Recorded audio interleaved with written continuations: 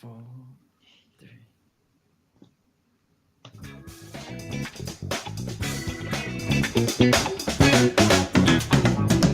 And welcome back to the CSS podcast. This is episode number 58. I'm your host, Dave, and in the middle is Sam, and on the right is Charlie. Gentlemen, how are we doing today? Yeah, could have been better. Yeah, this was a rough sports week in the Cincinnati. It depends who you're repping. It depends who you're repping. So they're not in Cincinnati either. So well, that is true. You are true, but they're a suburb of Cincinnati. The Cincinnati curse, anything with Cincinnati written on it. This week, and the Reds won on Saturday, but not today. Well, I don't know. I assume they didn't. I didn't check the last score. It was 8-2 last I saw. 8-4. Yeah. 8-4. Yep. But we'll get into all of that here. We've got a big show for you today. We have watch out. We got a little technical difficulty on that end there. Crawley's on his phone. Watch out. Computer's not working, so bear with us, folks. So hopefully we'll be good to go here. Won't have too many disruptions for you. But like I said, we have a big show for you this week. A lot to talk about, a lot of questions as well, as far as where are we going, how are we feeling after 2 weeks and in the NFL season and with 11 games to go. So with that, let's get into the week that was real quick.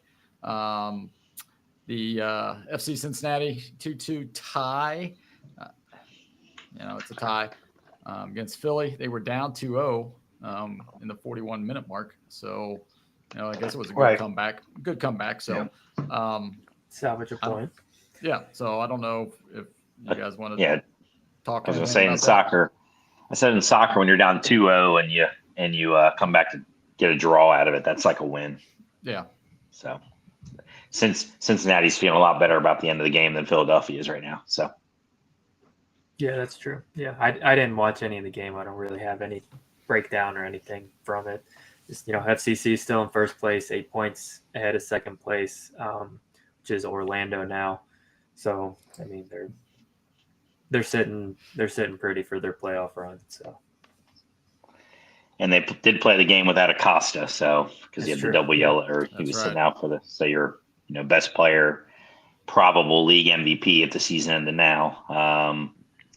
So you played without him. You got a point from a good team. I mean, Philadelphia is I think 4th or 5th in the East right now. Yeah, and they were the top seed last year. So I mean, they're a quality team. To knocked us out last year, wasn't it? Isn't that who we lost to in the? Yep, in the semis. Yeah, in the tournament. So they're a quality team. Get a draw out of it, get another point, move on. So they, I give them credit. I saw it was 2-0. I'm just like, I think they still have this hangover going on, and they're just not playing. They seem to have all these starts and stops with these breaks and things that are going on. So they come back, and same thing happened after the All-Star break. It kind of came out a little flat. So. To get the draw out of it without your best player, I'll take that as a good for this and move on. So now it seems like their games should be more scheduled, not have regular than over these last few weeks. So right. Speaking of that, they got Montreal. Wednesday. Yep. Is that a home game or is that at Montreal? I didn't even look. I think it's home. I think they already played at Montreal. I think it's actually at Montreal. Is it? I really do. Okay. So I think their next home game is Saturday. Okay. Well, those of you that are big FC Cincy fans, you can chime in on YouTube or Instagram and let us know. We are live on YouTube, so those of you that are catching this on replay, be sure to join us Sunday evenings, usually at 7:00, unless we have some technical difficulties. But then we'll, get that out to you on our feeds. So let's move on to the Bearcats, the Battle of the Victory Bell. After 16 years residing in Clifton, the Bell moves back to Oxford. The game was something else. It was nip at night, is always exciting. First snip at night that they lost. So I mean, there was a lot of negatives happening in the thing, but Miami, you got to tip your hat. I mean, they played well. They came out throwing punches. Very first play of the game, a 70-yard bomb from Gabbert, and right in stride, beautiful pass. The receiver got the inside release, and he went right up the seam, and no pressure at all from the defense, and it was 7-0 right like that. 15 seconds in the game. I think that stunned the crowd, and I think it stunned Cincinnati as well. And then Cincinnati came back and played okay. I mean, they had 250 more yards than Miami did on the night, but it seemed like whenever they needed to make a play, Miami did. And their cornerback there at the end, came up with the play of, the night where he blocked the field goal and then the interception to seal the victory for him in overtime. Thoughts on UC Miami? It was embarrassing from a UC grad. I mean, that was embarrassing. And then you get on the internet and you see Louisville fans telling you that's the Scott Satterfield special right there. Can't make an adjustment to save his life as far as play calling goes. And I mean, I'd agree. They got down in but in a goal to go situation, it seemed like every time they had the freaking ball, and it was field goals, field goal. One time they went for it on fourth down and didn't get it, and they were running the same 2 or 3 plays each time. You've got 2 6'4", 6'5" wide receivers, and not once did they throw a jump ball to them, a goal line fade, not once. And to me, that's terrible. I mean, say what you want about, generally the difference, between conferences and stuff is the line play, right? That's what they say. But I mean, you got athletes on the outside, and you're telling me that Miami's corners would have been able to cover that? There's no way. And it was just, I don't know. It was just, it was brutal. I thought, I didn't think that there was no creativity whatsoever when they got down there. And I mean, it cost them the game. Well, and you hate to use this game. I mean, this is the proverbial trap game, right? They're 2-0. Miami's, 1-1. You got Oklahoma coming to town. On Saturday, they announced that they're coming, big noon kickoff, Fox noon kickoff is coming to Cincinnati to do the pregame show from NIP. All this excitement, atmosphere, look ahead to Oklahoma. Forget about little brother, and little brother, can beat you once in a while. And Miami, they tied it up. It's 60-7 now. UC had to go on that 16 game victory run. What was kind of sad or kind of funny on Twitter, the Bearcats fans are calling. I mean, they're done with Satterfield after 2 games, right? Fireable offense. Yeah, I mean, seriously. Right. But the funny part is, it's like, it's like all these fans are like going, it's all these fans calling for Satterfield's head. That's all they know is Cincinnati beating them. They don't realize what it was like, before that. And another guy said, yeah, Tuberville didn't lose to Miami, so it's bad. That's real bad. Yeah. So D'Antonio. I think D'Antonio's first year is when they lost last time. So yeah. But yeah, it's so. And they were just Miami undisciplined too. Like there were penalties left and right. There was a lot of bad penalties. But in overtime, they had 2 penalties that took them from the 2 to the 12. So, made it much more difficult. But since I wasn't at the game, all the stuff I read and looked at and got my son's and he was there too. So getting his thoughts was what he basically said, what everybody was saying, that, so how poor they were. I mean, they were inside. It wasn't even red zone. It was extreme red zone inside the 10. They had inside the 10, they had a possible 49 points and they scored 16. Right. So if all they got to do is punch in one of those and they win the game. As poorly as they played, if they don't get a field goal blocked, they win the game. So it's one of those things where it was a perfect storm good for Miami and absolutely horrible for UC, because as poor, I mean, they probably couldn't play worse, and they still one block kick away and they win the game, right. Or 2 penalties away from tying it up, that kind of thing. So I think I think offensively, sure, it was all the goal line stuff, all the inside the 10, not punching it in. Sounds like play calling was very suspect.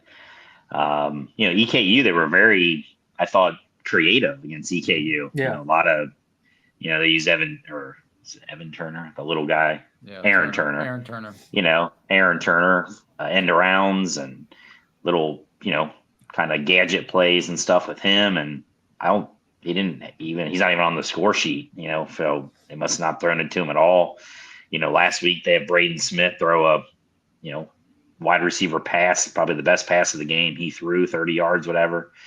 They use it against Pitt. But again, they don't use any of those kind of things or any things to mix it up, against Miami for whatever reason. And so I think that's a big part of why the UC crowd is, going after Satterfield, just because he's supposed to be the offensive guru, and they didn't have any offense. Even there was no guru part of it. It was boring and have Emory Jones just run around, like you would if you're in the backyard kind of thing. So, but defensively, they should have played better too. I mean, the defense can't come out and say that they played well either. I mean, they're playing Miami. Come on.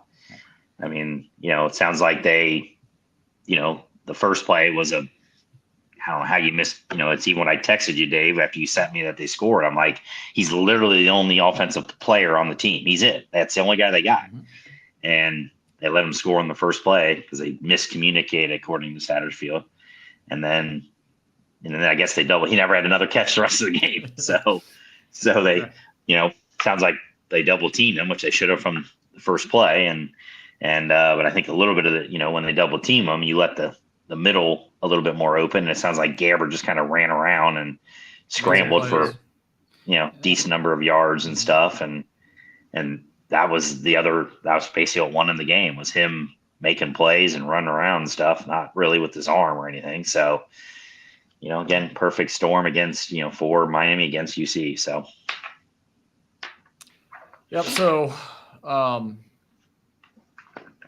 it's one of those things that, UC, I'm happy that Miami won finally. But it's disappointing for UC. 3-0. It could have been 3-0 heading into the biggest game of the year for them. Now they're 2-1. Looking at an Oklahoma juggernaut. I mean, they are clicking. Gabriel is the real deal. It looks like they're just putting up points left and right on everybody. Now, granted, it's not Big 12 caliber games yet, but it starts. And coming in to Nip at a noon kickoff, Oklahoma bringing the 16th ranked Sooners into town. What are we expecting? What are we expecting from the Bearcats or the Sooners? Or what would you like to see from them? They need to be creative on offense and pull out everything they've got, because I don't know. I mean, they were just so plain against Miami, and I mean, they moved the ball until they got inside the 10, and then you would have thought that UC was the MAC school once they got inside the 10. They couldn't push them around at all. So it just worries me, a team like Oklahoma couldn't push around Miami. You might be in for a long day against Oklahoma. And I mean, this, Satterfield's thing was always offensive creativity and then getting after the quarterback on defense. And they didn't do that the other day either. So, it's I'm not too optimistic. I think it's going to be they're going to be 2-2 after that one. I mean, I'll be optimistic here and say, by losing Miami, it definitely has to shock their system to say like, hey, we got a lot of work to do here this week, and they definitely can't. They're not riding high right now to ease into Oklahoma and almost feel like Oklahoma's a kind of a cherry on top kind of thing where it's just if we win, great. If not, they need to win. I mean, they need to start the Big 12 season with already a loss. So I'll take it that way. They do know, I mean, Satterfield doesn't know Dylan Gabriel, but a lot of the UC defensive players know him, and he didn't play very well against them when he played it for UCF. I mean, they pretty much whooped him. So, so they can take a little bit of that. I don't know how much that'll help since it's got, other than Combs, the rest of the staff doesn't know him. But I'll be optimistic. I'll say, shock to the system here with this game, and they're gonna be pumped up from big noon game and all that kind of thing. I give them a chance. I don't, if I had to put money down, I don't know what the spread I think was at 9 before the Miami game. So my guess is it's going to be closer to 14. So I think UC will cover that, and it will not surprise me if we're talking a week from now and they won the game. So, Whew. You heard it here first, folks. All right. Crawley's picking. I don't think, and part of it, I think for me, I don't think Oklahoma's is good. I think Oklahoma's going to get drilled by Texas. I think, Oklahoma's not winning the Big 12. I think they played horrible. I mean, their competition's been crap. I mean, they played Tulsa. They basically played the American Conference. They played Tulsa, SMU, and somebody even worse than that. So, if we played EKU 3 times, we'd be 3-0 right now. So, maybe, hopefully, because EKU gave Kentucky a game, right? So, right. So I'll be optimistic moving forward. Oh, yeah, less optimistic. They played less optimistic. What? They played Butch Jones's Arkansas State. Oh, right. Arkansas State, right. Made him cry on the sideline. Yeah. That's a 3-0. Yeah. Yes. That's a good job by Oklahoma, making him cry. Yeah. But I'll be honest, I'm more optimistic about the Cincinnati with the red and black than I am the orange and black right now. So yeah. Yeah. Well, we'll get there. We'll get there. I'm just saying. Yes. Maybe because of expectations, but that might be. Yep. So, but yeah. So noon kickoff. Wear your black again. I don't know why. It's going to be 80 degrees. It's going to be hot and making the fans sweat. It's blackout again. Yeah, another blackout. Which okay. I'm like, whatever. Yeah. But they weren't going to do red, so. Well, Oklahoma's red too, so that's why they're not going to do red. So right, I know, but they could have went white, making another white out for a day game.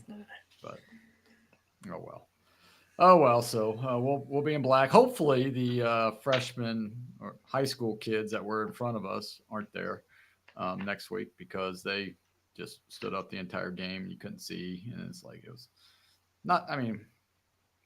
It wasn't annoying, but it was kind of annoying. It was like you have to stand up every time just to, Oh, there were high school kids in front? Yeah. That hasn't happened before. Yeah. They must have got their tickets from somebody. Yeah, they must have. They were sitting, just not right directly in front of us, but like 3 seats. There's 3 of them. That's like a rotating cast of characters. There's always different people sitting there. Yeah, maybe next week we'll grab those seats and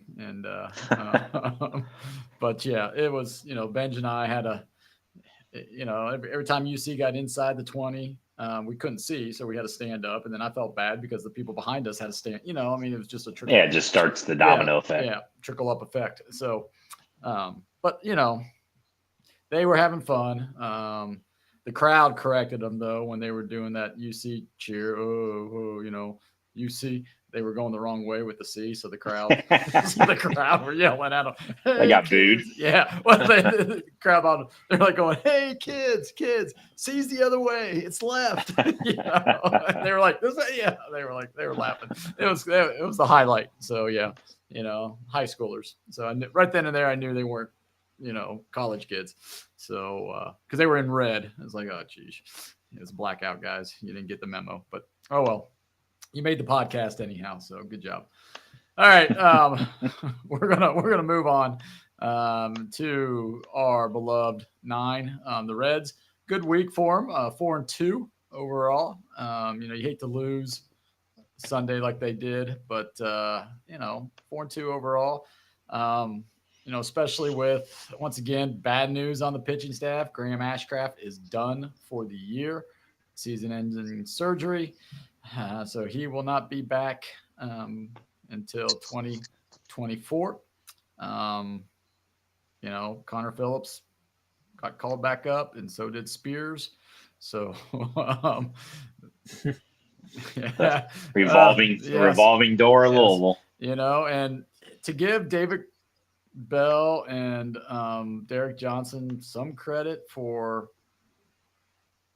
smoke and mirrors with this pitching staff and getting us where we're at. There are a lot of times where I'm like, oh, Bell, what are you doing? You're going to the bullpen too quick. And other times you're like, oh, don't leave him in. Hunter Green on Friday night. Perfect. Damned if you do, damned if you don't, right? He went out there, left him in. Hunter was actually pitching really well. One mistake to Alonso, and it's a tie ball game. So of course the Twitter fans are booing Bell because he left him in too long. If he doesn't leave him in, and Derek Law comes in and gives up a 3-run homer, then they're booing. That's closer Derek Law to you. Yeah. Yes. Well, not only is he a starter, but he is a closer. So yes, he is the closer. Shut down Derek Law. But a law firm. Yes. But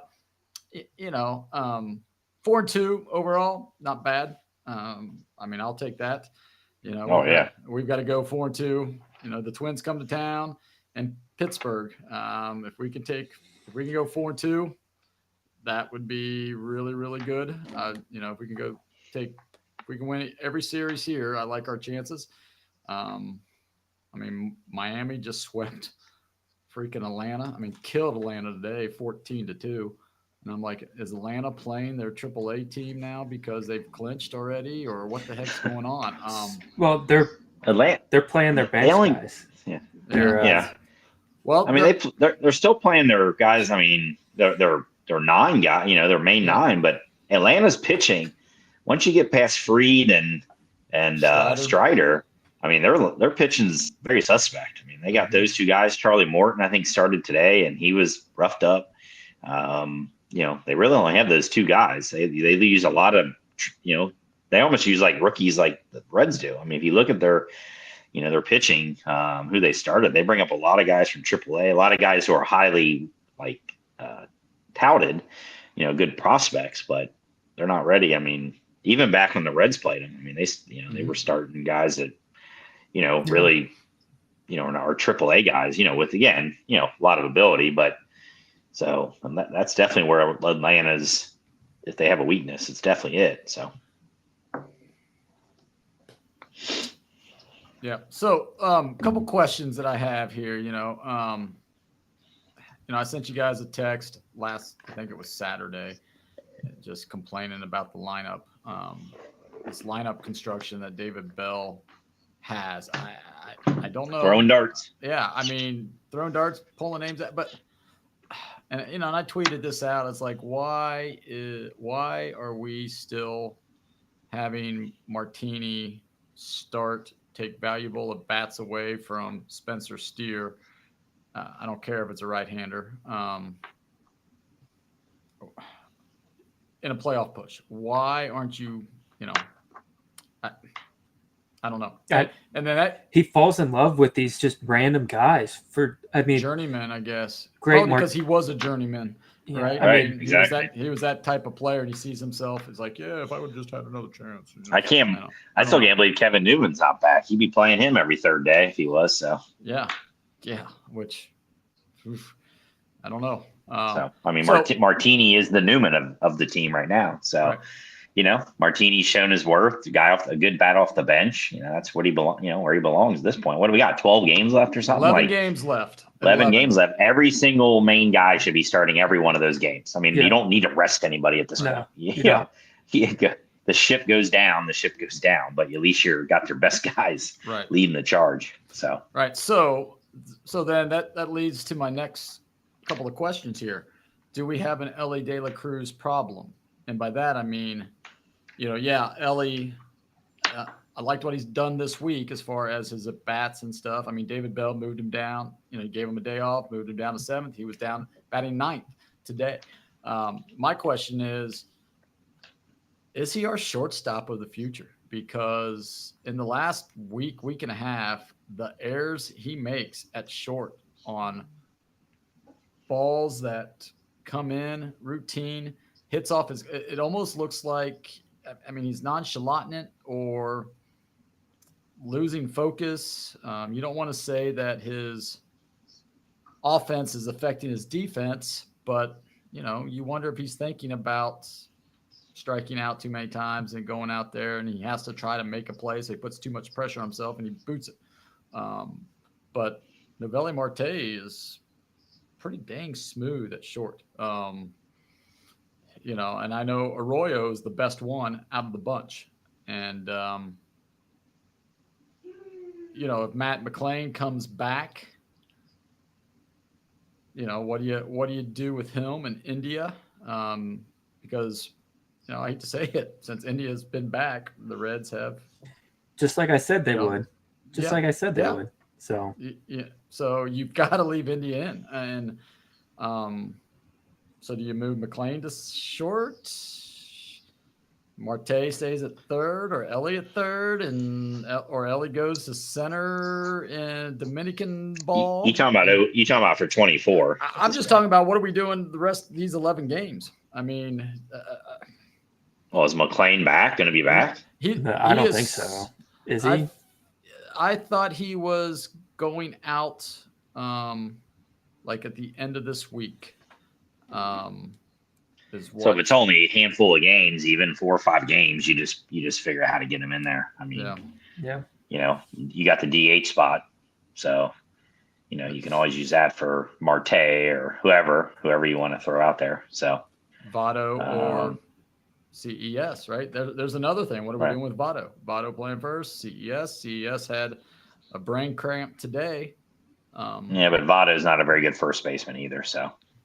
Yeah, but I don't know if he makes those brain cramps. I don't know. Just saying. So what, with 11 games to go, what are we looking at for the Reds here? Do you think David Bell can get out of his way just to make a decent lineup? Now, I got to give them credit. They were 4-2, right? They won yesterday when I was complaining about, but. Yeah, I think it's more of an issue for 2024. I think you've come this far with Ellie playing short. You got Indy in there now, Votto, CES. I think it'll work itself out this year. I think 2024 is a much bigger question. What do you do with India moving forward? That's a bigger question to me than Votto, because Votto's that's a contract issue. India's not a contract issue. It's what the hell do we do with you? Do we try to figure out how we're going to jigsaw you in or move Ellie to outfield or whatever? Those are questions. Ellie needs an off season anyway. Yeah. He's a 21-year-old kid, still got a lot of work to do mechanically in both batting and fielding. Fernando Tatis ultimately got moved to the outfield because he was just, he came up as a shortstop, played shortstop and just struggled. Mm-hmm. So maybe he ultimately is that way. He's obviously got the physical ability to do it. So, I think that's a question for next year. I think this year you just continue doing what you're doing. You're going to run him out there. India's going to play second. If McLean comes back, that poses another question. But, right now you got pretty much, I would see Yes and Votto rotate, and then it's India, De La Cruz, and Marte, and I'd have Spencer Steer in left, and then whatever they do with the outfielders, the other two. So that's what I would do. Yeah, I just wouldn't bat Friedel fourth anymore as far as lineup construction goes. And I mean, I didn't watch the game. I don't know what he ended up doing batting fourth. 2 for 3, 2 for 4, something like that. I mean, he had a decent game, but yeah, I still wouldn't do it. And I put India right back in the leadoff spot. Yeah, no. I would as well. Yeah, I mean, he's the best leadoff hitter we have, that out. And that's where he hits the best is when he's in the leadoff spot. Right. Yeah, his slump coincided with him going to the 3-hole. Yeah, and De La Cruz's slump coincided with him going to the 1-hole. Right. So that's the part I shake my head about. Just he doesn't rely on he's supposedly analytics, but he doesn't rely on analytics. He doesn't rely on evidence. No, because sometimes he does, and sometimes he just relies on what do I feel like today? If he did, Friedel would be taking every single at bat against lefties because he's got the highest batting average against lefties in the league, not just for left-handed hitters, but anybody. Like it's wild, right? I don't. And they look, But no, we got Harrison India Bader batted the best in the 1-hole. Yeah, Harrison Bader's terrible. He's just he's a pinch runner, pitch hitter at this point. Defensive Bader replacement. And Renfroe. Yeah, I mean seriously, two Asdrubal Cabreras. Yeah. However, since they've got them, I think the Reds are 14-6 or something like that. Since the whatever it is. I mean, those two combined have less than 14 hits. So yes, I understand. I understand that, but the Reds keep winning, right? It's almost like Luke Weaver on the mound. In spite of that, they keep winning. The newest Yankee. Yes. Who's gonna be a Yankee longer? Him, Aaron Boone, or Sean Casey? Is Weaver a Yankee now? Yeah, he started yesterday for him. Oh, so that's how bad the Yankees are right now. They started him yesterday, not just like the last guy out of the bullpen. So the Mariners cut him, I guess, then, huh? Yep. Oh yeah. Did they? After his one bad outing, they said, "Get out of here." We've seen that before. So get some new Nike Airs to wear, Nike Air cleats to wear. So that would be a nice little parlay. Who you taking? I'm saying. I think it's 0 for 3. I don't think either one. None of them are going to be there next year. So I'd say the day after the season, all three are going to the Union Terminal.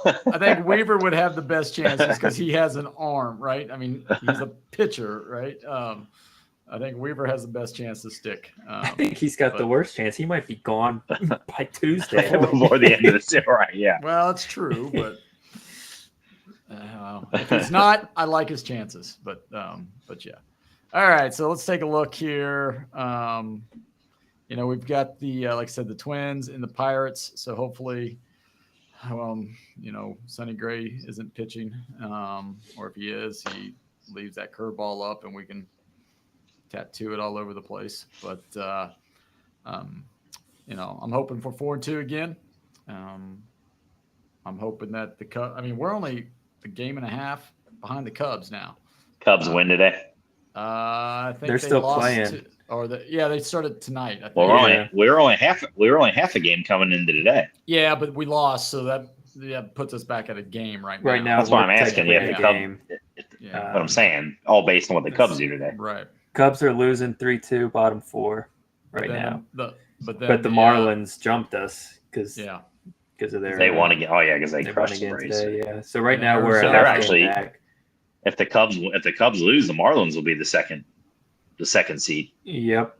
And the Diamondbacks would be the third. The third seed. Right. Yep. Yeah. So yeah. Yeah. Cubs have fallen apart a little bit too. Yeah, they've lost 7 of 9, I think. Yeah, I mean, it was so bad that Marcus Stroman came in relief yesterday. I mean, it seemed like everybody pitched for the Cubs in the Diamondbacks yesterday's game. So, but all right. So let's take a look at our top performers of the week. Pitching wise, who do you guys have? I just said the bullpen. It seemed like the bullpen was getting 4 or 5 scoreless innings. I mean, every night. It was just a collective effort. I mean, because the offense wasn't that great again this week. They didn't have, they weren't putting up 6-7 runs each game. And, I mean, they Wall got a save. I mean, so Big save. Yeah. That was huge. Yeah. So, I mean, He started and saved in the same week. So So, I mean, I just said the bullpen as a collective.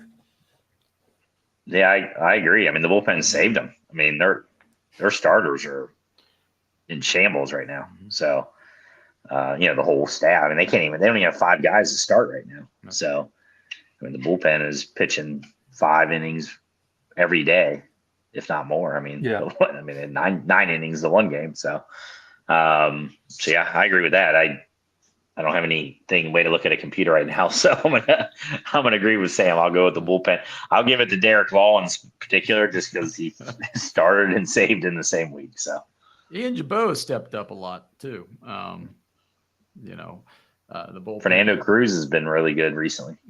He has been, and Hunter Green looked, like I said, he looked good on Friday night. Looked smooth. Just ran into a little trouble, but. I think the bullpen, what was it, 21, 22 consecutive innings without giving up a run. Something like that, yeah. And then maybe even a little more. I'm not 100% sure.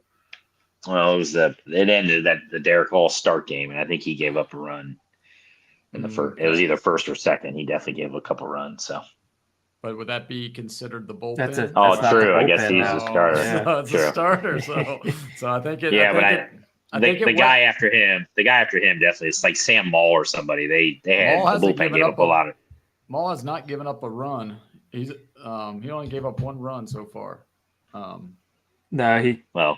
run. No, he got torched the other day. Yeah, he did the other day. In the Derek Law start game, he gave up some runs. I don't know. Stat just said, like when Maul came in to pitch the other day, he hasn't given up a run in 19 out of 20 innings or something like that. No, I think you're right. I mean, last 7 days, anyways, he hasn't given up a run. So. Well, I guess he did in that game. So, yeah, you'd have to pull up the stats for that game. But anyway, Which game was it? It was whatever the Derek Law start game. It was the game they lost against the Tigers. The Tigers. Yeah, the Wednesday game or Thursday. Thursday game. Tigers. Whatever the day game was. So it would have been the 6th inning then. Yeah. So somebody gave up 1 run in the 6th. No, in the 4th. So there's no way they went to the 6th. Yeah, no. Because Law only pitched 2 innings. Yeah, I think. That was the Reds that only scored in the 6th. Sorry. Yeah. Let's see. It was our starter, Ben Lively. So. Oh, that's it. Yeah, he gave up 3 or 4 runs. He gave up 3. Yeah. So. And then Farmer gave up 4. Yeah. Yeah, and Farmer gave up 4 and gave up that grand slam. So yeah. Oh, Buck. Yeah. Buck. Dang it, Buck. But anyhow, there was. So yeah, we'll make it unanimous. The bullpen. I think the bullpen has done great, and next week we'll be back on here just bashing the bullpen, right? Because that's the way it goes. Yeah. That's the way. The starters will all be going 6 or 7, and the bullpen will be giving up the lead. Yeah. Lucas Sim comes in and walks the first batter, every single time, or Diaz will hit a batter. Yeah. Started off by hitting someone.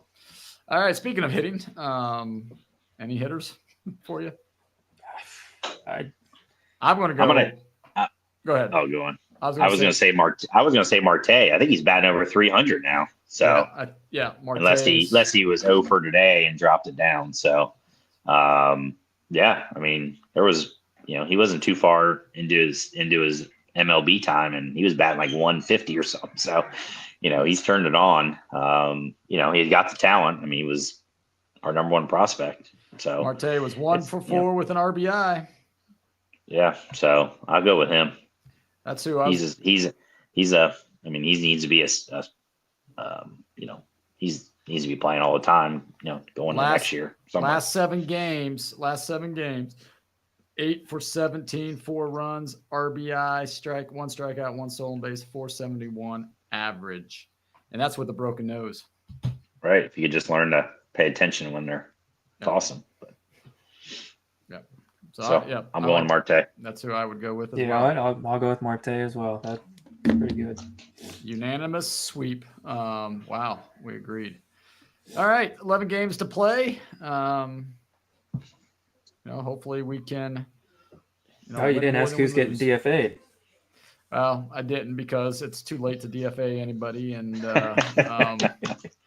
it's just one of those things that it's like you got Ashcraft.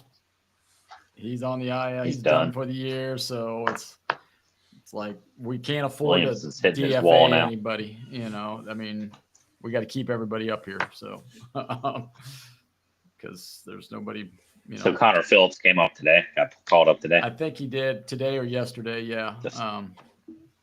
He's going to start, I assume, in the next day or two. Yeah, he'll start against the Twins somewhere along the line. So, because Lord knows we need to call up more pitching, but AAA don't know who's down there that we can call up that will help us. Have to go down. They've called them all up. Yeah, there's nobody left. They've gone into double A. They're gonna have to go into high A. Well, we can bring back Lyon Richardson because he could come back and give us 4. Where is he pitching in AAA right now? I don't even know. So. Yeah, he got demoted to AAA. Lyon can come back and. Well, they did DFA that Chase and Shreve guy last week, but nobody claimed him. Well, I wonder why. All right, he got DFA'd by the Tigers. I mean, the Tigers they're pitching worse than the Reds, and he got DFA'd by them. Yep. So he's not. And he's not a prospect anymore. We claimed him, so right. Well, because we needed somebody.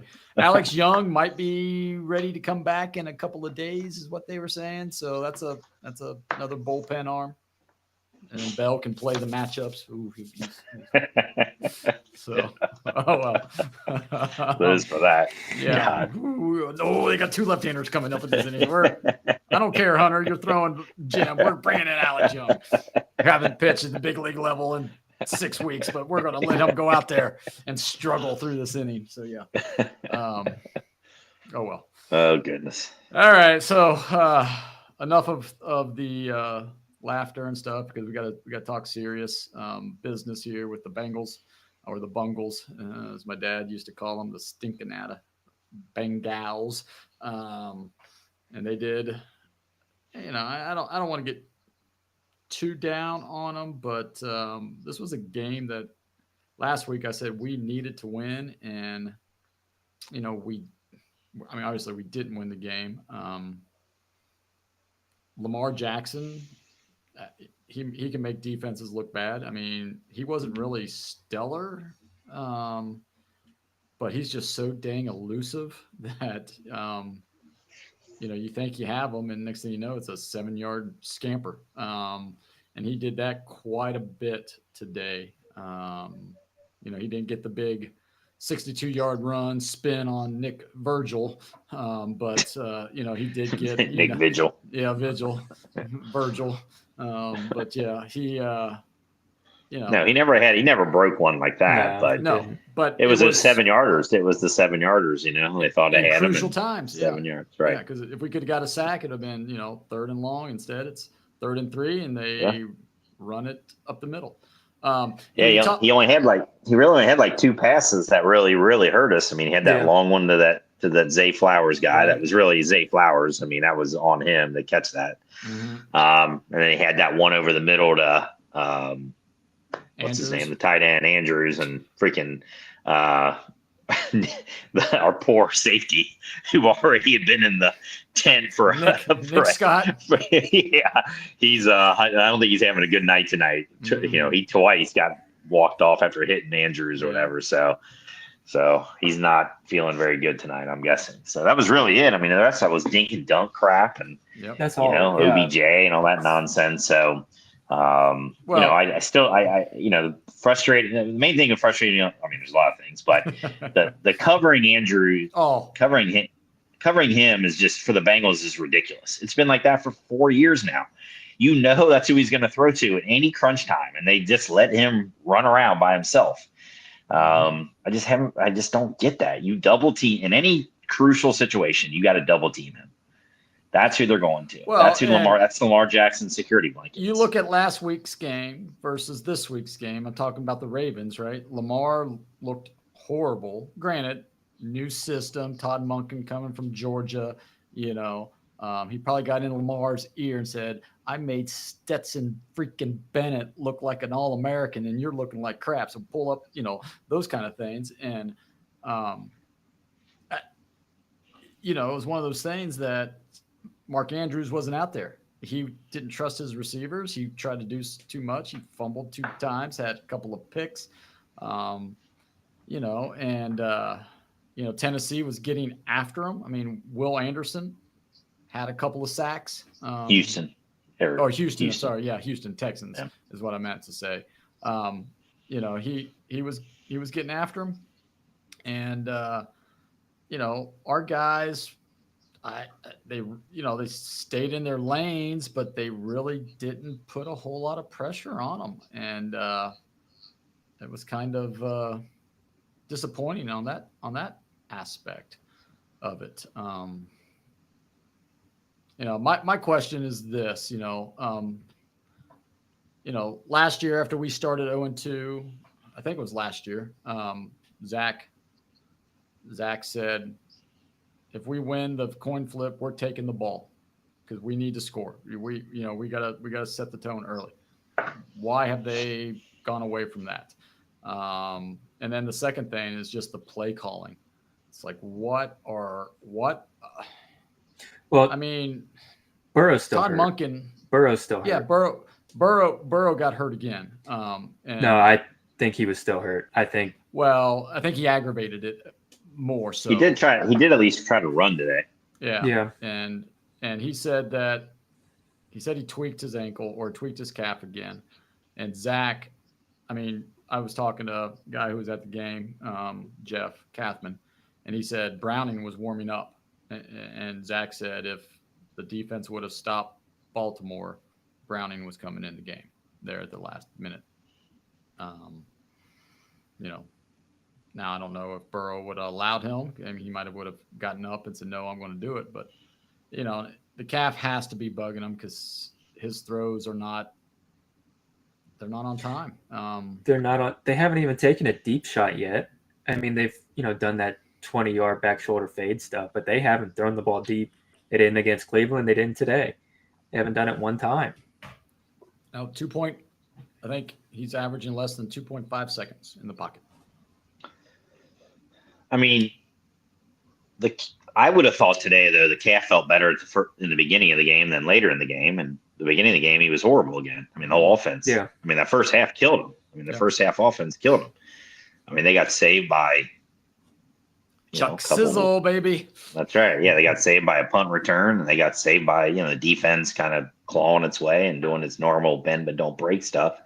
They should have had that fumble, and they got a penalty and all that stuff. But again, I mean, first half they were not good. So I don't know what explains that. I mean, if his calf's better in the first and the second, he looked way better in the second half. I mean, he was, getting it to Higgins and, so I'm not using the calf right now. I'm not, because the first half was worse and his calf was better in the first half. He ran in the first half. They want to throw the ball every freaking play, right? I mean, that's what they want to do. And I don't know. I mean, Mixon, 13 carries, 4.5 yards. I think he's looked pretty good. He looked good today. And he looked better than the passing offense has been. And the amount of checkdowns to the backs today was Jamar Chase is he just a slot receiver for us now? Is that all he does? I guess. Yeah. I mean, he catches 1-yard passes and then has to juke 80 guys as they're coming at him. I mean, that's all he's done in 2 games. And you want to talk about UC being stagnant, I think they took a playbook from the Bengals. I think the Bengals left their playbook in Nippert.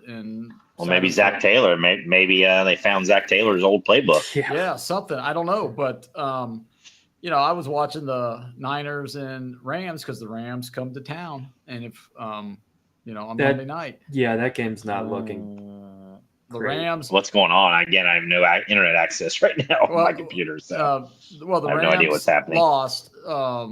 It was 30-23, but I mean, Stafford is healthy. He's slinging the ball over the place. He was slinging it just Puka, the kid. Did he have another 100 catches again?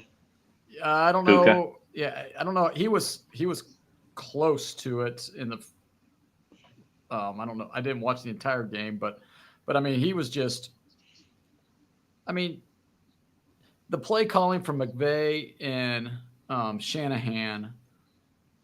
I mean, you know who's getting the ball, but yet they're wide. It's sort of like Mark Andrews in the Bengals, wide open. I mean, it's like Cooper Kupp. Yeah, he was always wide open. Always wide open, and it's just like, okay, how do they scheme them open? Zach, you're from the tree of McVay, and we hardly put anybody in motion. We hardly have, three receivers. I mean, we have three receivers going out, but what are they doing? And Burrow doesn't, he doesn't trust the line because he wants to get the ball out in 2.5 seconds. And everybody's saying that, he can process so quickly and he knows it's not there. So he just, boom, give it an extra half second and your receiver is going to break open. But I think he's, he doesn't trust Jonah Williams on the right side. I wouldn't either, though. So. I was going to say, would you? No, but yeah, I don't know. And then the running game is like, Mixon's 14-yard burst off the left side. It was just like I don't even say it was a counter. It was like everybody was blocking down and he just went left and 14 yards. And we didn't even try to run him outside ever again. It was just straight up the middle. Let him bounce around a little bit, go here. And he did well, but we need to get Burrow under center. We've got to do some play action. We've got to run the ball. He's never under center. No, he's not. He's not. And that's not even in the playbook, I don't think. So they can't put him under center. Yeah. It's not in the playbook. Yeah. Well, but I just think that helps. I mean, you look at, the Rams and the Niners, probably the two, and even Lamar Jackson. How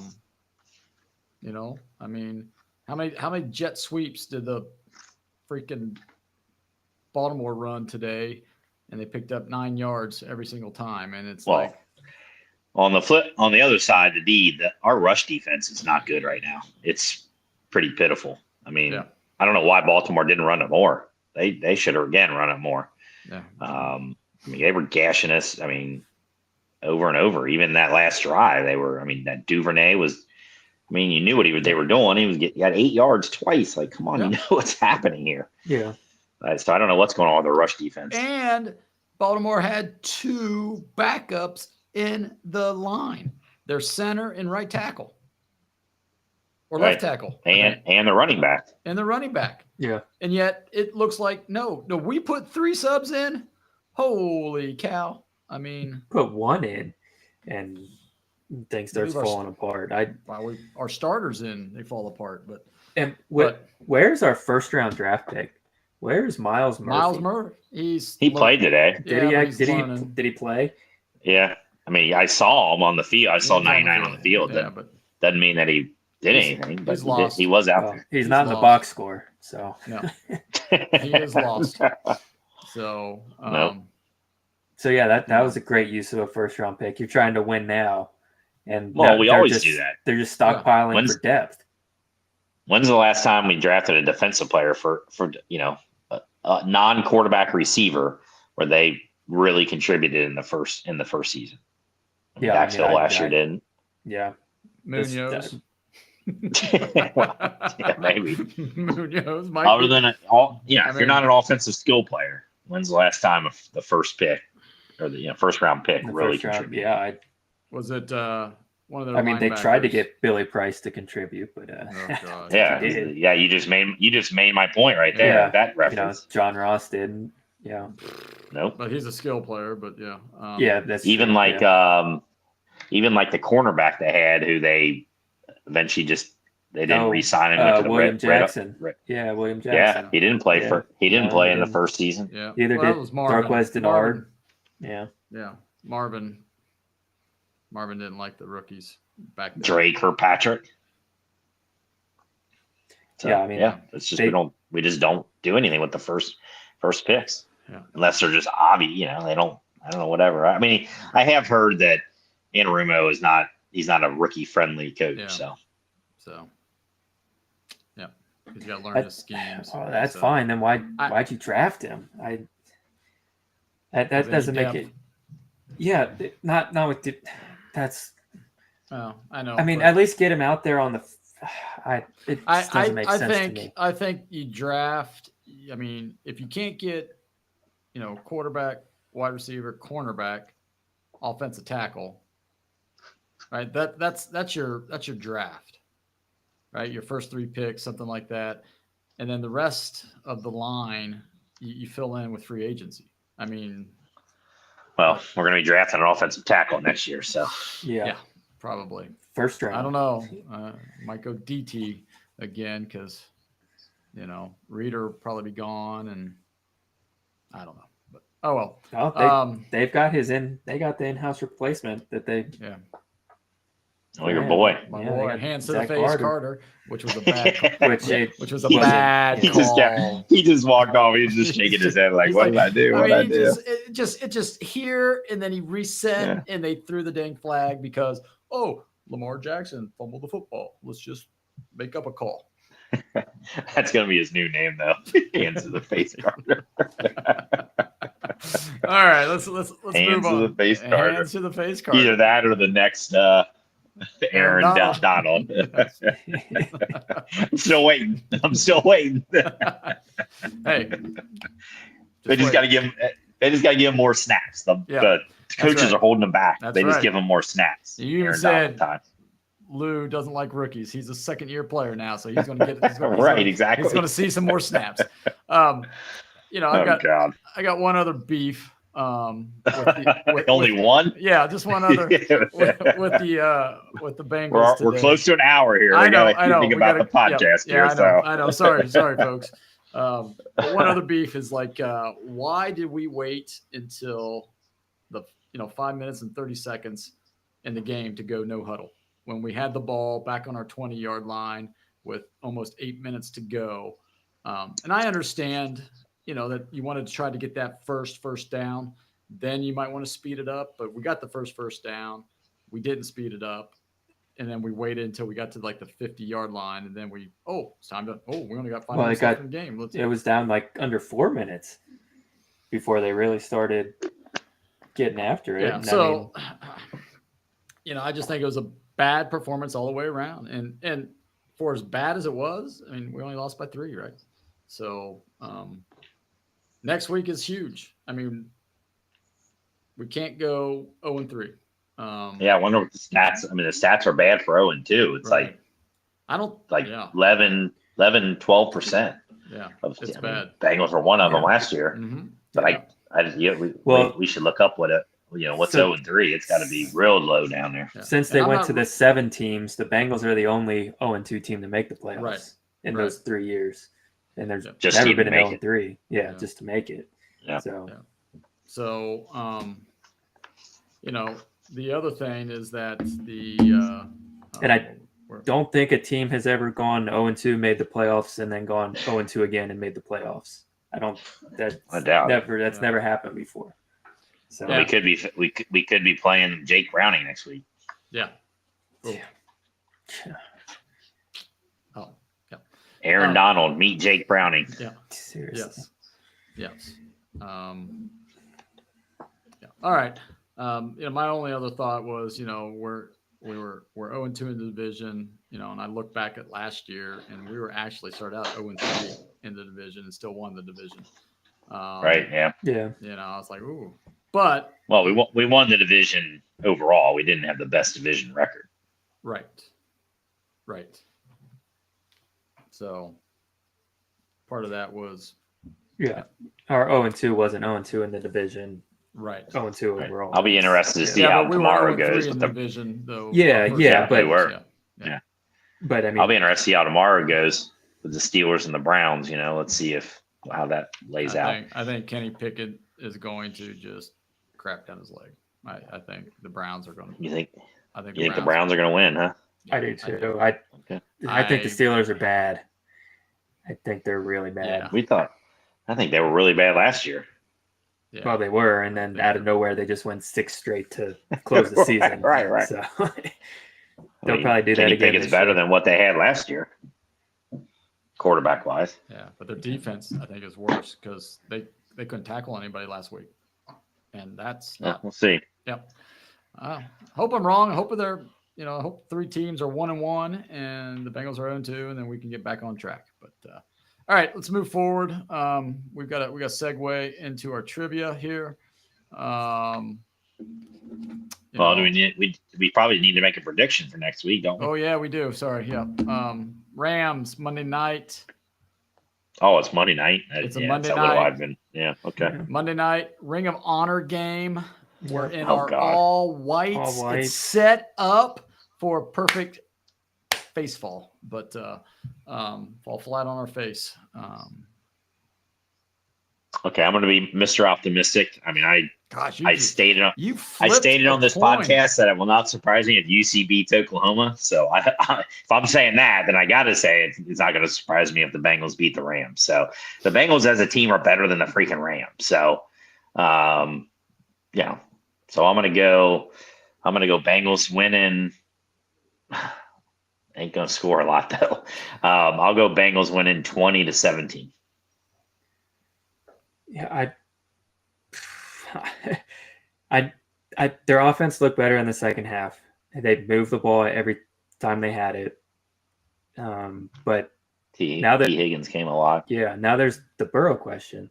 I mean, if Burrow doesn't play, they're not winning. It doesn't matter. Hey, Bengals won with Ryan, whatever his name was. Finley, baby, against the Steelers. Yeah. Right. So,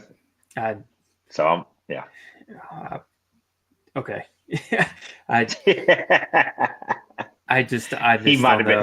have been the worst quarterback ever.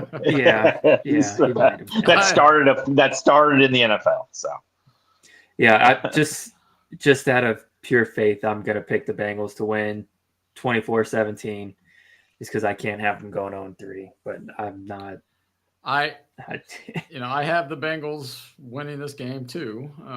Because you have the Bengals winning every game. Yeah, pretty much. Yeah, all but 3. And it wasn't the first 3 of the season either. Yeah, you really better hope they win next week, or you're predicting. You picked them to win 3. They got to win 14 in a row, baby. They're going to win 14 in a row. But yeah. Oh God. But my gut is telling me they're not going to win. But just because I want to be as optimistic as Crawl Dog, turn over a new leaf here. I will say Bengals win in a low-scoring game. I'm going to say 17-14. So. Okay. So far we're 0-3 this past week in terms of our predictions. All right. I think Sam and I did pick the Browns. So you did. So overall we're 2-4 in our predictions. So So at least don't this is only for fun. Don't yeah. Don't put money on our. No one follow our advice. Yes. Now we're not picking against the spread or anything like that. So we're just outright. So yeah. Don't put money on the money line. All right. Real quick. I mean, we are at an hour and 3 minutes here. So we'll speed up. So trivia last week. My question was, the Reds have started, or they've had 6 or how many rookies made their major league debut for the Reds this year, their major league debut. And the correct answer, if you listen to the podcast later on, we had that in there, and it was 16. So 16. All right. So Sam, I think you got the trivia question this week. Yes. So it's a baseball one. So Julio Rodriguez is the 4th player in his age 22 season or younger to have a 30-30 season. Who is the youngest player to have a 30-30 season? Is it Andrew Jones? It is not. Like the Braves, Andrew Jones. Yeah, no. Okay. All right. Not Acuna. It's not Acuna. No. Ricky Anderson. No. Eric Davis. It's not Eric Davis, no. It's a good one. Can If give you you a all think hint you if know you'd the- like. Hold on. If you know the Mike answer, Trout? Mike Trout. There you go. You got it. Trout. Yep. There you Mike go. Trout. Nice. Well, Yep. I was just gonna say, if you know the answer, you could always play. But Carly ruined it for you also. But hey, that's all right.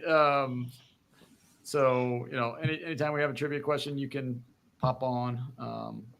If you are live with us, you can put it in the chat, or you can send it to us via Instagram or Facebook at Cincy Sports Scene. Yes. Well, how old? Do you have the stat for how old Mike Trout was when he had it? 20 years old. It was his age 20 season. Oh, I was going to say if Ellie does it next year, would it be younger? But No, did not. No. All right. Moving on to the topic of the week. Sam, I think you have that. Yeah, so it's just kind of a little goofy topic.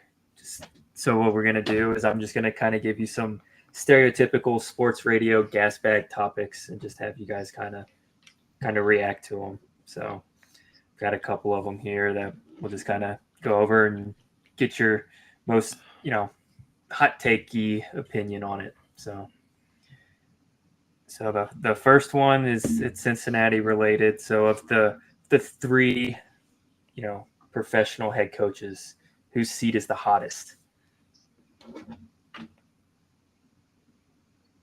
What was it again? Sorry, I was Of the three Cincinnati professional coaches, whose seat is the hottest?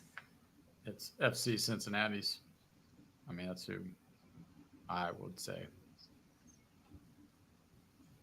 Any reason? Just because? Well, because You don't think the other two are? Paul Brown's not getting fired. Or not Paul Brown, but Yeah, you're Paul right. Brown is not getting fired. But Mike Brown's not firing Zach Taylor. And David Bell just re-upped for 3. And good I don't. horse. Yeah, I mean, true. I agree. It's none of them if we're talking short term. Right, but Noonan would be the. Yeah, I'll say David Bell. I'll say David Bell because they could. Because I agree, Zach Taylor is probably here for the next decade minimally. David Bell, they could fire him before the contract's up, and he lost 100 games last year, and they rewarded him. So no. No. I'll go him because I think Noonan. I mean, just what they've done. I think they're. Yeah, I'll say David Bell. That's good. I think Noonan because next year if they don't do well, I mean, soccer coaches they fire. They them. do change it. They're kind of like hockey. They're kind of like hockey coaches. Boom. They get So yeah. Yeah. That's because But I mean, they've done. I mean, they went from. Yeah, and they could revert right back to it. Sure, and I guess, but they could, but they could. They could. Hopefully, they don't. But they could. Yeah, I'll say David Bell. Yeah. Well. All right, this is an MLS one. So there's 6 games left. Miami actually have 8 left. Are they going to make the playoffs? Will Miami FC make the playoffs? Right now, they're second to last place. They are 8 points out of a playoff spot. No. Did Messi? I know he didn't play in the last game. Did he not play just to give him rest, or did he not play because he's injured? Just to give him rest. He was playing with Argentina in the international break, and he got back, and they decided not to play him. I'll say no. I'll say they've used up their karma, the positive karma, and those tournaments and the playoffs. The regular season's not going to be as important. I'll say sure. Why not? Just because Messi can deliver. Just opposite. The fix is in. Yeah, fix is in. That's true. I forgot about Sam's conspiracy. So yeah, they want Apple TV to jack up its subscriptions. So yes. Good point. This is an NFL one. Which one do you think happens first? Tom Brady comes out of retirement, or Sean Payton just decides to quit on the Broncos? They lose again. Yeah, they did. Lost to the Commanders. Right? Was it Commanders? Yep. Oh God. Yeah. They're not good. I mean, of those, Sean Payton, because I don't think Tom Brady's coming back. So I'll say Sean Payton, just giving up. Now, would this count if Tom Brady came back for like 1 day to sign a 1-day contract so he can retire a New England Patriot? I mean, because I would take that. Well, didn't they did something for him in week 1? They honored him week 1. Yeah, already, they honored him but week I don't 1, know. but I meant like play a game. Yeah. I'll say Sean Payton. Yeah, I think Sean Payton, because I think he's going to just get tired of Russell Wilson. It'll be like Russell needs to leave or I'm gone. And I don't know what your owners group, who the new owners are out there. Well, they got a lot of money invested in him. Yeah, so if they're going to say, well, you can't fix him, well, then tank so we can get Caleb Williams. So, yeah. Next one. Hypothetically, Joe Burrow's calf is worse than we thought. He's out for the year. Who are you calling? Tom Brady. I was going to say, you beat me to it. I was saying Tom Brady, yeah. You don't think he would love to throw to those receivers? I don't disagree. That would be the first phone call I make. Then, however, I don't think he'd be loving behind that line. So, no, but he's in shotgun all the time, and he gets rid of the ball really quick. So he gets rid of it quick. He'll fit right in. Fit right in. Yeah. If it's not Tom Brady, he's not coming. Yeah, he's not coming, but that would definitely be the first call. Gus Frerotte. God. Calling Dalton. Calling Carolina. Bring back Andy Dalton. No. I'm calling New Orleans and give me Jameis. Is he the backup? He's the backup. Yeah. Yeah, I mean, somebody's not afraid to throw it around a little bit. So. Yeah. But who are you Jacoby Brissett, isn't he the backups for the I don't know where. Yeah, I think he is the Commanders now. Yeah. So maybe him. I mean, I'd rather it be like an actual backup than like Carson Wentz or somebody who's literally not playing. Yeah. Yeah. Right now. So Colin Kaepernick's out of the question for you then. Right. Exactly. Because I heard he's interested. So I know in the Jets, but Jets said no, we're fine. I mean, I would take like Tyler Huntley, but Ravens would never do that. They wouldn't do that. No, they wouldn't. Call Big Ben back so that he can beat the Steelers. Can he even move anymore? No. Okay. Let's move on. I'll go Jacoby Brissett. Jacoby Brissett. I think I'm going to go. I'm going to maybe Trey Lance. Give him just slinging around. I mean, he can run. He can run at least. Because it's not going to cost you a whole lot to get Trey Lance now. So. Yeah, there you go. So I got a couple more here. Or call the Bears and get Jalen or what's his name? Justin Fields because he's horrible. I don't think the Bears are going to. Yeah. Well, talk about a hot take. I saw someone on Twitter say they should just rest Burrow and tank for the number 1 pick since they started 0-2. And I was like, I had talking about an overreaction. Yeah, I know. I saw a little bit of that's fun, yeah. But who are you getting? There's nobody. I mean, it's the quarterbacks that are going to go 1-2. Right. Yeah. So unless you get Marvin Harrison Jr. That's the only guy who I would take. Because you don't need to be the number 1 for him. You could be the number 3 pick. Yeah. Then you can let or you can be actually you might need to be the number 2 pick because if the Texans or Panthers. Houston, Panthers are bad. They'll get a receiver because they got their quarterback, right? So yeah. Okay. All right, switching gears back over to baseball here. Where does Shohei Ohtani go in free agency? I'll go Dodgers. Staying in LA. Let's see. I want to say it's either LA or Boston. LA or Boston. they've got another. They have a Japanese guy and a Korean guy, somebody like that. They can talk to each other, without an interpreter. So I guess. Okay. I don't. Well, they do. I think they got the. They do, Yeah, yeah. they got the outfield. Yeah, who's hitting? Yeah. So hey, and they got money to spare. So It'll probably be the Padres. They somehow get everybody. Yeah, or the Cubs. And they're 10 games under 500. Cubs. But, I mean, the Padres. So, yeah. I mean, the Padres. The Cubs could, too. Every big free agent somehow ends up there. Yeah. All right. That Saudi money. Last one here. World Series predictions. Who you guys got? I don't know. Who's playing? Who's winning?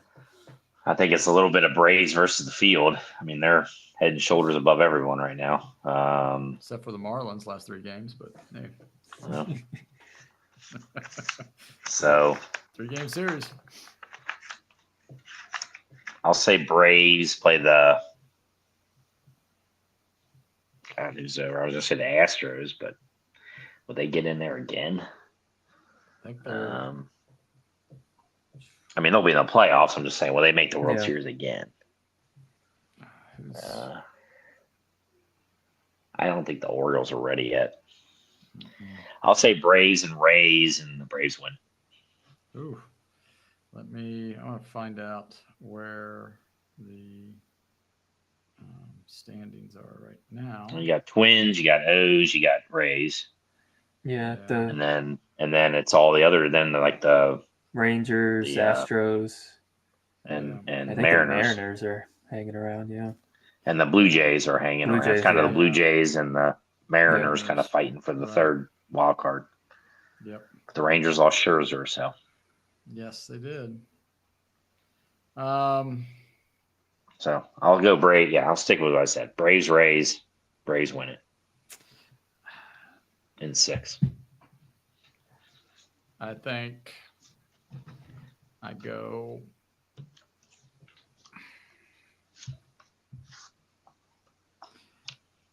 I think I'll go Braves as well.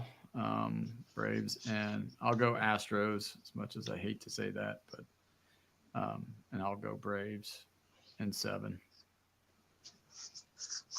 I had the Braves and the Rays. Braves as well winning, so same as Crawley. Actually, I just thought of one more question here for you guys. Should say the Reds, because they got the Reds. Yeah. Reds. So, say NFL, back to the NFL. Say Bengals. I don't know when the trade deadline is, but say they're 2-8 at the trade deadline. You trade T. Higgins. Yeah, I do. If you're, if I can objectively out of the playoffs.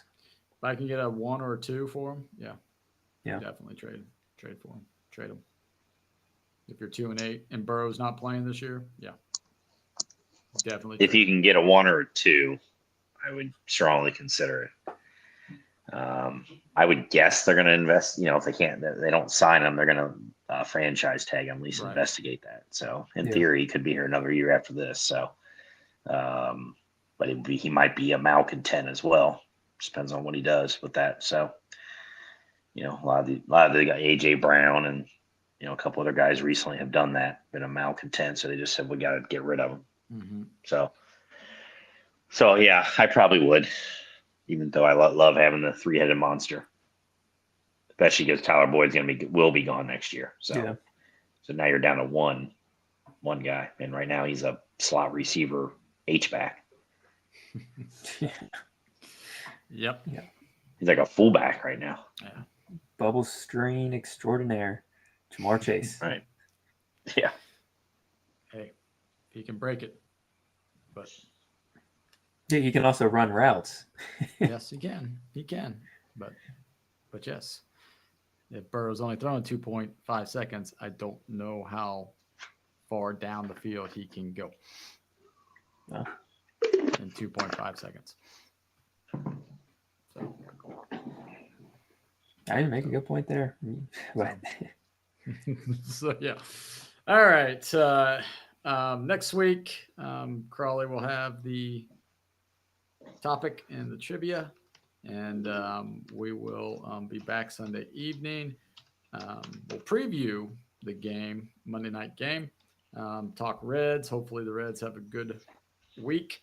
It's the last week, last homestand. So get down to the ballpark.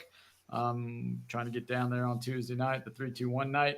So, hopefully the Reds, do well for us when we get down there. And also, get down and support them because it's the last time you'll see them this year unless they win that first round of the playoffs because they'll be wild card round. Yep. Yeah, the wild card round. Because the wild card round will go to the higher seed, so the Reds would be probably away, which would be a good thing because we don't want to talk about their home record. So, all right, with that, Okay. Until next week. Let's go Reds. Let's go Bengals. Have a great night, everybody.